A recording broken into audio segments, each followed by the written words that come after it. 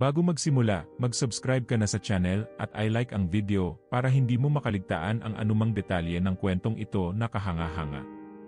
Sa isang maliit na bayan na kilala sa mga lumang simbahan at tahimik na kalye, nagtipon ang isang grupo ng kabataan sa isang makabagong cafe na tinatawag na Salinlahi. Sa likod ng abalang pag-uusap at mga tawanan, isa sa kanila, si Daniel, isang estudyante ng teolohiya, ay binuksan ang isang paksang agad na pumukaw ng atensyon ng lahat.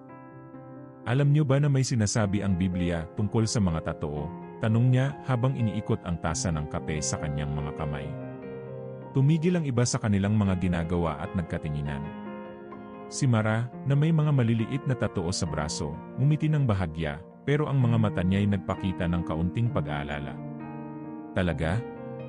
Pero hindi ba't napakapasado na ng mga batas noon? Tanong ni Lucas, ang pinakamatandang miyembro ng grupo na nagtatrabaho bilang graphic designer.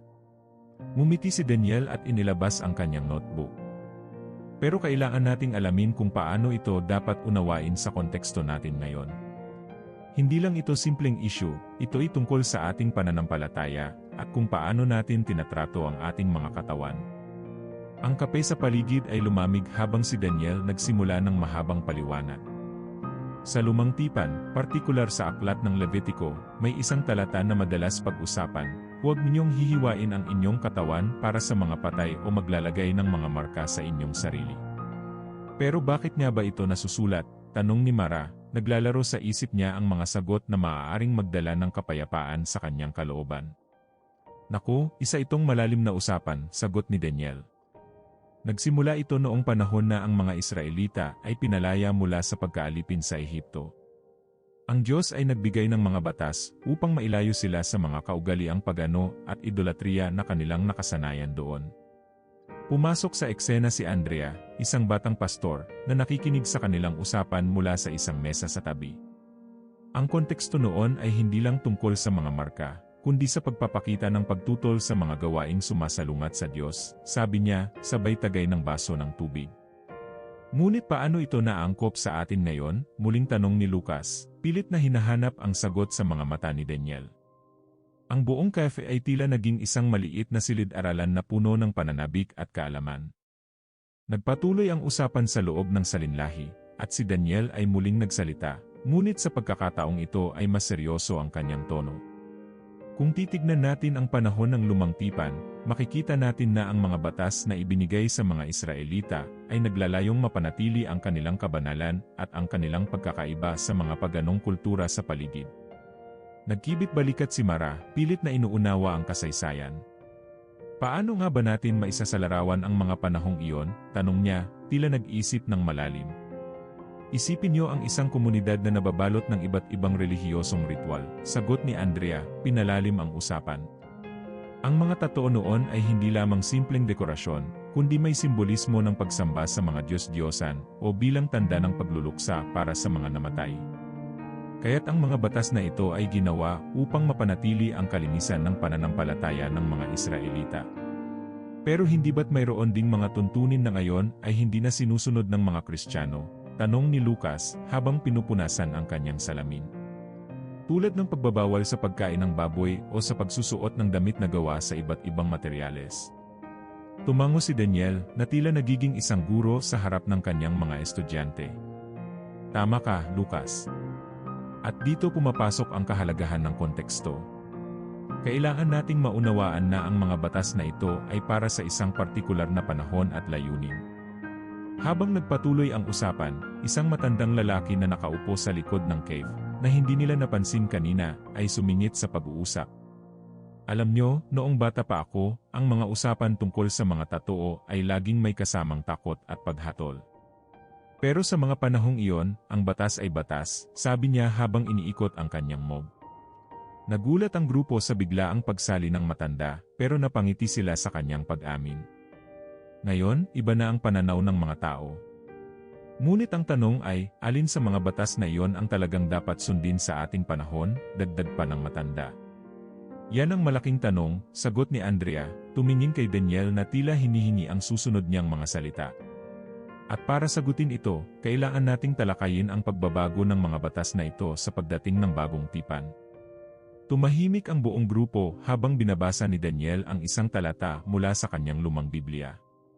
Sa pagdating ni Jesus, nagbago ang napakaraming bagay, lalo na ang ating pag-unawa sa mga batas mula sa lumang tipan, sabi niya, tumitingin sa mga kaibigan na may seryosong ekspresyon.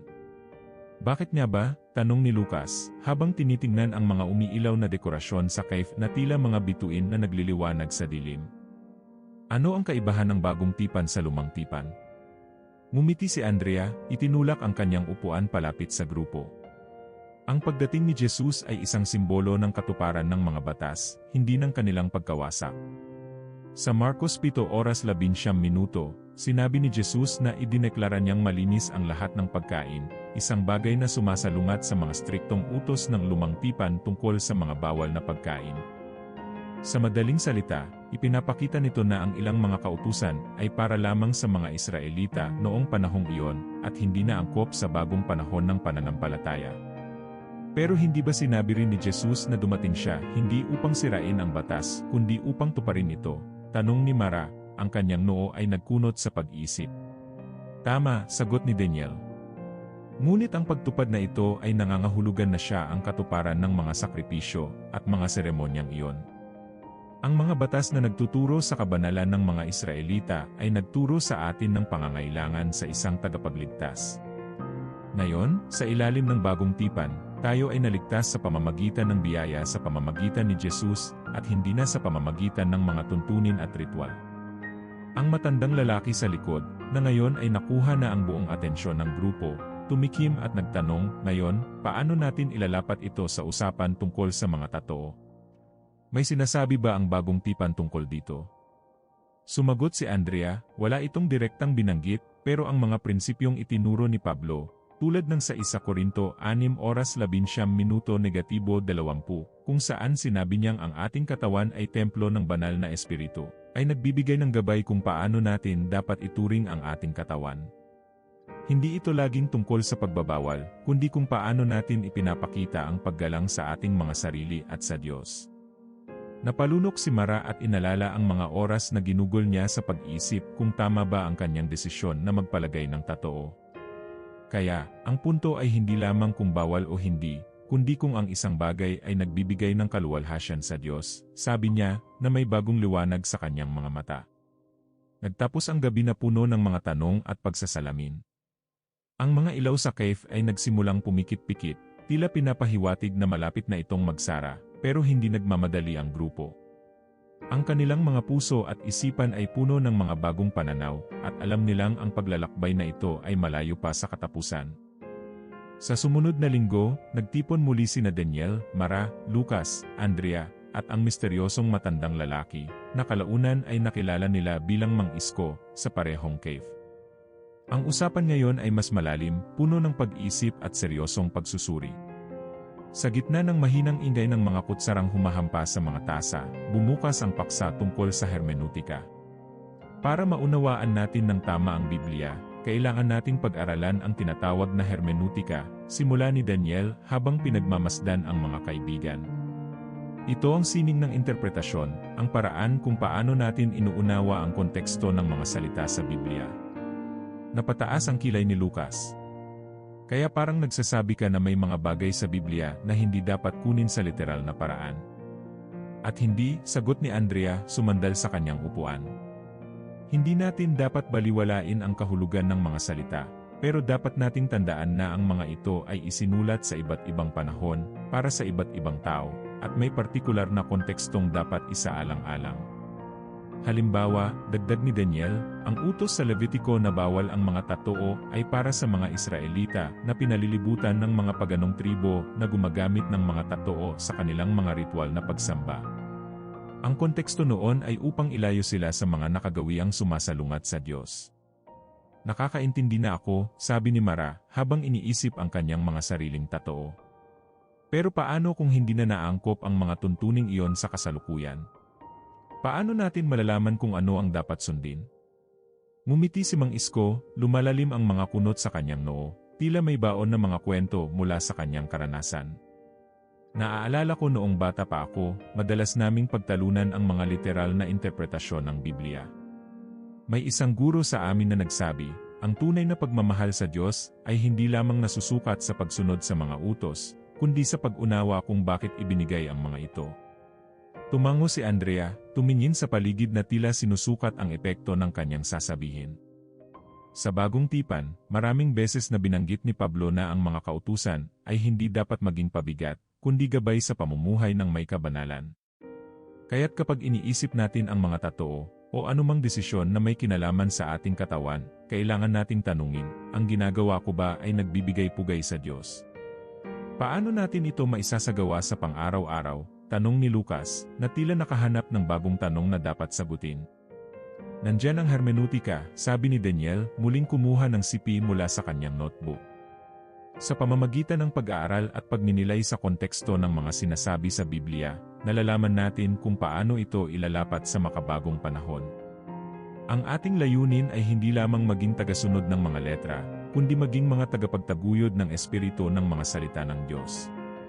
Nagkaroon ng sandaling katahimikan sa grupo, bawat isa ay nagbabalik tanaw sa kanilang mga personal na karanasan at pananaw.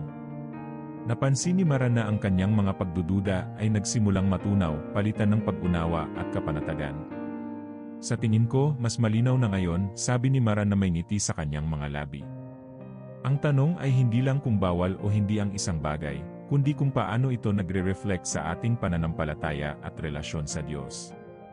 Ang araw ay malapit ng lumubog, at ang mga ilaw sa salinlahi ay nagsimula ng magsindi, nagbibigay ng mainit na liwanag sa maliit na cave. Nagpatuloy ang talakayan, ngunit sa pagkakataong ito, may kakaibang sigla ang mga boses.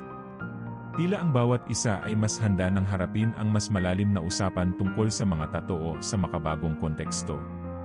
Alam nyo ba, simula ni Andrea, na para bang magbubukas ng isang bagong pinto ng pag-unawa, na ngayon, ang mga totoo ay hindi na lamang simbolo ng rebelyon o pagsamba. Sa maraming bahagi ng mundo, ang mga ito ay itinuturing na sining at paraan ng pagpapahayag ng sarili. Sumang-ayon si Mara, tumango habang minamasdan ang mga makukulay na guhit sa kanyang braso. Para sa akin, ang mga totoo ko ay hindi lang dekorasyon, mga simbolo sila ng mga mahahalagang bahagi ng buhay ko. Isang guhit para sa lola ko na nag-alaga sa akin, at isang maliit na krus bilang tanda ng pananampalataya ko. Nagpatuloy si Daniel, tama ka dyan, Mara. At sa ganitong panahon, ang kultura ay may malaking papel sa kung paano natin tinatanggap o tinatanggihan ang mga bagay. Sa nakalipas na dekada, maging ang mga leader ng relihiyon sa kanluran ay nagkaroon na rin ng mga totoo na ipinapakita sa mga sermon bilang bahagi ng kanilang kwento. Biglang sumingit si Mang Isko, naglalagay ng kaunting pag-aalinlangan sa hangin. Pero sa ibang lugar, ang mga totoo ay may iba pa ring kahulugan. May mga kultura kung saan ito ay kaugnay pa rin ng mga negatibong konsepto, pangkukulam, gang affiliation, o rebelyon laban sa pamahalaan. Kaya't kailangang maingat tayo sa kung paano ito tinatanggap. Diyan pumapasok ang hamon para sa mga Kristiyano sa modernong mundo, sabi ni Andrea, itinuro ang bawat isa na tila sinusukat ang kanilang reaksyon. Kailangan nating tanungin ang ating mga sarili, nagpapahayag ba ang ating mga desisyon ng ating pagmamahal at pagsunod kay Kristo? O nagdadala ba ito ng kalituhan at pagkakahati sa ating pamayanan? Napaisip si Lucas at saka sumagot, parang ganito, sa ibang bahagi ng mundo, tulad sa Tanzania, ang mga totoo ay naugnay pa rin sa masasamang espiritu. Kaya kahit na sa atin ay isang anyo ito ng sining, sa ibang lugar, maaaring magdala ito ng kahihiyan sa simbahan. Dapat nga sigurong pag-isipan natin kung paano ito makakaapekto sa ating patotoo sa iba. Sa tingin ko, ang pinakamahalaga ay kung paano natin ginagamit ang mga ito. Sabi ni Mara, itinataas ang kanyang braso upang ipakita ang maliit na krus na totoo. Ang isang simbolo ay maaaring maging daan upang maipahayag ang pananampalataya, ngunit sa maling konteksto, maaari rin itong maging sanhi ng hindi pagkakaunawaan. Ngumiti si Daniel na tila nagkaroon ng liwanag sa kanyang isipan. Kaya't ang hamon sa ating lahat ay hindi lamang tanungin kung ano ang sinasabi ng kultura tungkol sa mga totoo, kundi kung paano natin ito gagamitin upang parangalan ang Diyos. Ang mga totoo ay maaaring magdala ng inspirasyon at kwento, o maaaring magdala ng pag-aalinlangan. Nasa atin ang desisyon kung paano ito magagamit sa tamang paraan. Habang nag-uusap, dumaan ang isang batang mag-asawa sa labas ng cave. Parehong may maliliit na tattoo sa mga kamay. Napangiti si Mara habang iniisip na sa simpleng guhit, may nakatagong kwento ng pananampalataya, pag-asa, at mga alaala na nagbibigkis sa mga tao sa kabila ng mga henerasyon at kultura. Nang sumunod na pagkikita, ang init ng araw ay sumalubong sa kanila habang pumasok sila sa cave. Ang mga mukha ng bawat isa ay puno ng pag-asa at masinsinang pag-isip. Sa pagkakataong ito, si Andrea ang nagbukas ng usapan, isang malalim na linya ng mga tanong na tumama sa bawat isa. Paano ba talaga natin ipinapakita na ang ating mga katawan ay templo ng banal na espiritu? Tanong niya habang ang kanyang mga mata ay dumako kay Mara. Nagkaroon ng maikling katahimikan habang bawat isa ay nagbalik tanaw sa kanilang mga desisyon at kung paano nila tinatrato ang kanilang katawan.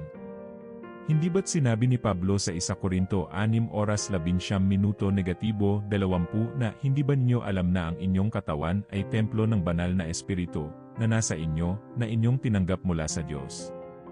Hindi kayo sa inyong sarili. Kaya't parangalan nyo ang Diyos sa inyong katawan, sabi ni Daniel, na para bang pinapaalalahanan ang grupo ng isang matagal ng aral na ngayon ay may bagong bigat. Pero paano natin ito maisa sa katuparan? Tanong ni Lucas, hawak ang kanyang tasa na ngayon ay kalahati na lamang ang laman.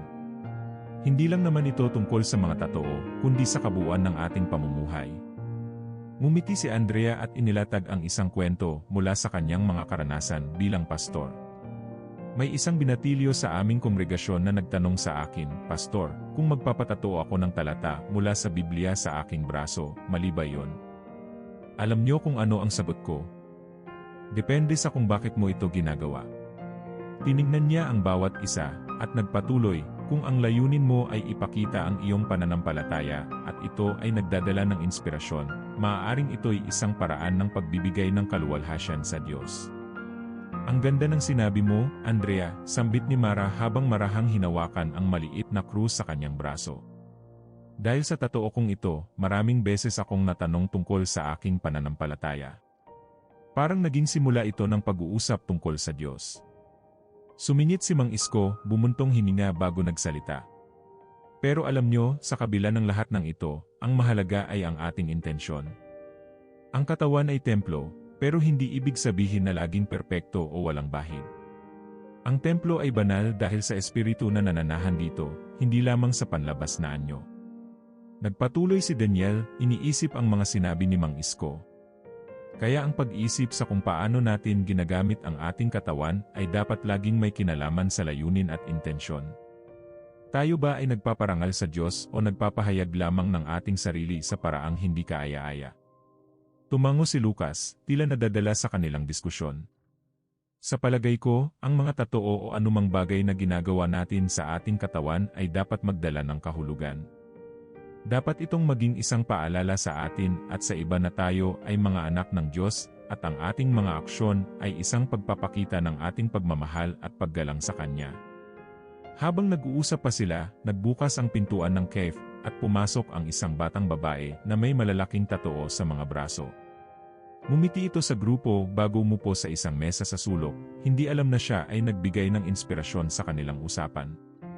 Napatingin si Mara sa kanya at muling ngumiti, alam na ang kwento ng bawat tao ay kakaiba at puno ng mga simbolismo na minsan ay isinulat sa kanilang balat. Habang ang araw ay papalubog na sa abot tanaw, ang mga ilaw ng cave ay nagbibigay ng mainit na liwanag na bumabalot sa bawat sulok ng salinlahi. Sa pagkakataong ito, ang grupo ay napalilibutan ng mga bagong mukha, mga kaibigan at kakongregasyon na naakit sa kanilang talakayan. Nagpasya si Mara na simulan ng usapan. Alam nyo, isang beses, nakilala ko si Joy, isang misyonera na may mga tatoo sa kanyang bisig. Ang mga ito ay mga simbolo ng mga kwento ng mga lugar na napuntahan niya at mga tao na kanyang natulungan. Ani Mara, tila bumabalik sa kanyang alaala. Sabi niya, madalas siyang tanungin ng mga tao tungkol sa kanyang mga tatoo, at iyon ang nagiging simula ng pag-uusap tungkol kay Kristo. Napangiti si Andrea, ipinapakita ang kanyang pagsang-ayon. Totoo yan. May mga tao na ang unang reaksyon ay magtaka o magtanong, at ito'y isang pagkakataon upang ipahayag ang iyong pananampalataya. Ngunit paano kung ang iba ay magbigay ng negatibong opinyon? Sumingit si Lucas, may bahid ng pag-aalala sa kanyang tinig. Sa opisina, may isang kasamahan akong laging may mga bagong tatoo. Siya'y malikhain at nagpapahayag ng sarili sa paraang iyon. Pero isang araw, lumapit siya sa akin at tinanong, "Ano sa palagay mo? Nagagalit ba ang Diyos sa akin?" Napaisip ako ng matagal bago ko siya nasagot. "Ano ang sinabi mo?" tanong ni Daniel na may interes sa kwento ni Lucas. Sinabi ko sa kanya na ang mahalaga ay ang intensyon at ang puso. Ang Diyos ay tumitingin sa puso at hindi lamang sa panlabas, sagot ni Lucas, na parang binabalikan ang sandaling iyon. Tila gumaan ang pakiramdam niya at nagkaroon kami ng mahabang pag-uusap tungkol sa pananampalataya. Nagpakawala ng buntong hininga si Mang Isko.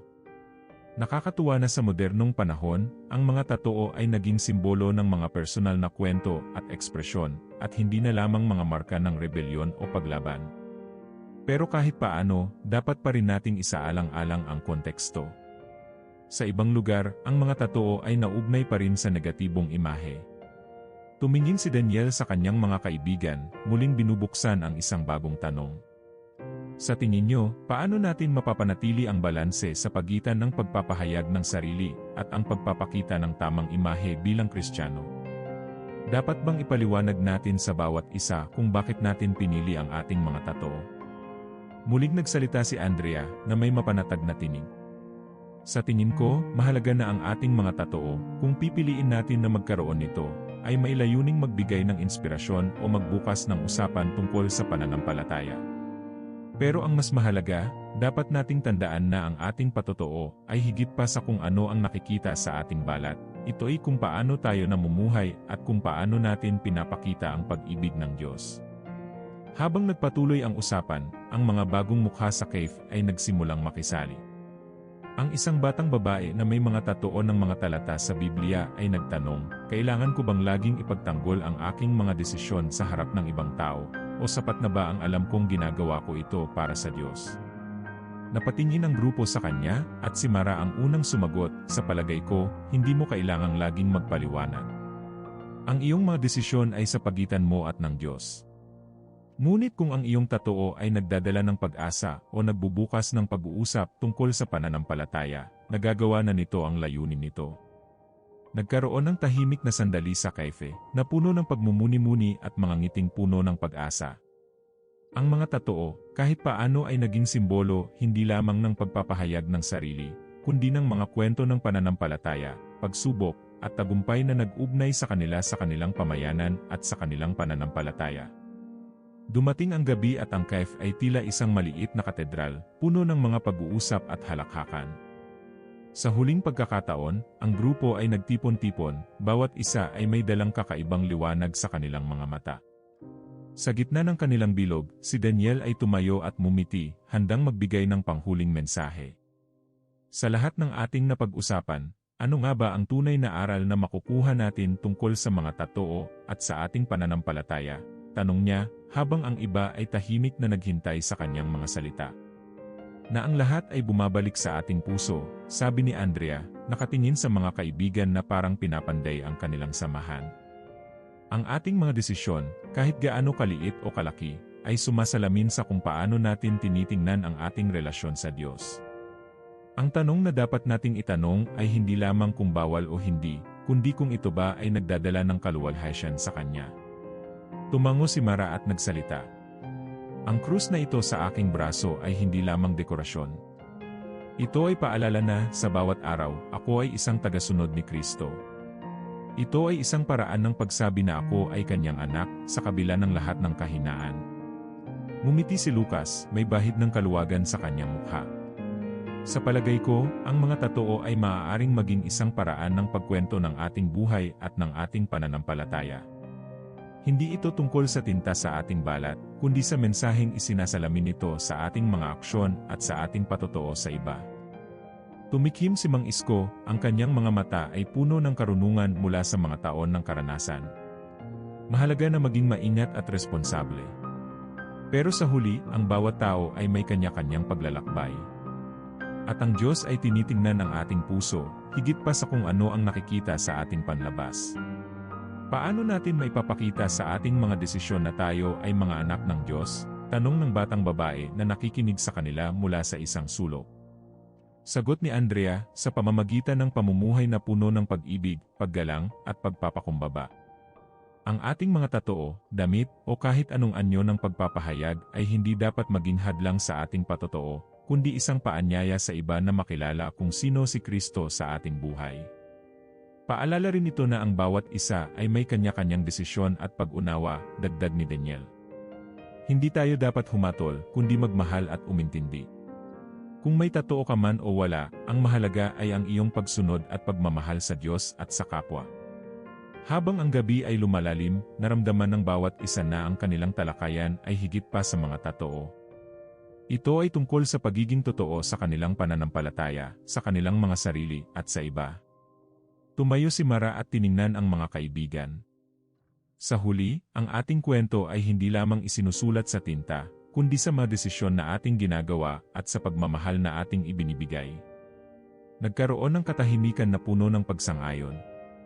Ang bawat isa ay alam na kahit ano paman ang kanilang desisyon tungkol sa mga tatoo, ang mahalaga ay kung paano nila isinabuhay ang kanilang pananampalataya at kung paano nila ipinamumuhay ang mensahe ng pagmamahal ni Kristo. Habang sila'y nagpaalam na sa isa't isa, ang pintuan ng cafe ay bumukas at isang simoy ng malamig na hangin ang pumasok, na para bang sumisimbolo ng isang bagong simula. Isang pagkakataon upang ipagpatuloy ang kanilang paglalakbay na may dalang kaalaman at pag-unawa na sa kabila ng mga marka sa balat o wala, sila ay isa sa ilalim ng pagmamahal ng Diyos. Kung nakarating ka hanggang sa dulo ng video na ito, mag-iwan ka ng komento gamit ang salitang pananalig para malaman namin na isa ka sa mga dedikado at natututo sa ating paglalakbay. Salamat sa iyong oras at suporta.